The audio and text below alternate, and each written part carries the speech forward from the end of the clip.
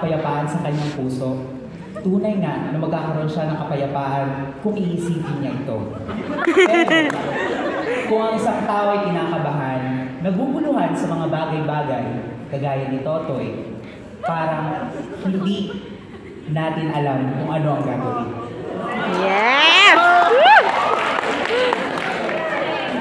So ano nga ba yung sinasabi natin kapayapaan? So ang kapayapaan sa puso ay masasabi natin na yung kagaanan ng loob na nararamdaman natin, yung wala tayong ibang iniisip kundi yung kasiyahan, pag-ibig, yung mga masasayang bagay or yung mga bagay na malilimutan natin yung sakit, yung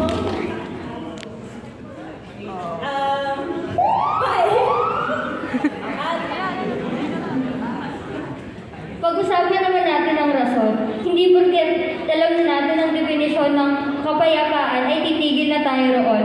Ano nga ba ang rason? Bakit kailangan natin ng kapayapaan sa ating puso? Hindi tayo namumuhay na isang isla lamang.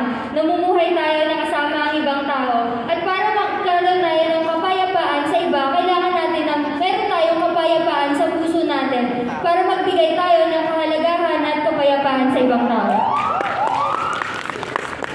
Halimbawa, pag nagsimba ka, di ba?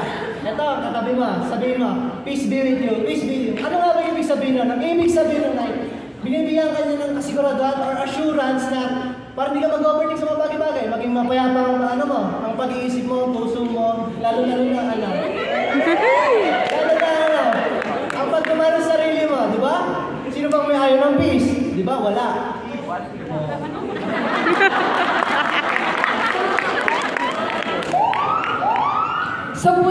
Sa mundong puno ng kagulan,